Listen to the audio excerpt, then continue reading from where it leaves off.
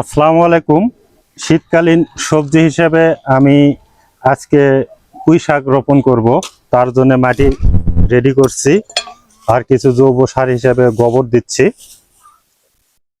গোবর দিয়ে এই জায়গায় আমি পুঁই শাকটা রেডি করব। ছাদে কি পুঁই শাক আবাদ করা যাবে কিনা আপনারা আমাকে একটু জানাবেন। বিসমিল্লাহ।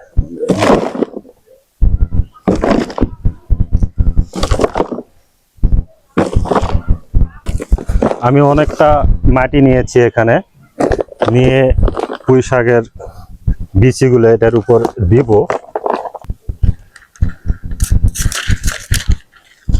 তো আমার এই যে পুঁই শাকের চারাগুলো এখানে দিয়ে দিচ্ছি। তো একটা প্যাকেট নিয়ে এসেছিলাম পুঁই শাকের, সেটা এখানে দিলাম। দেওয়ার পরে পরবর্তীতে আপনাদেরকে দেখাবো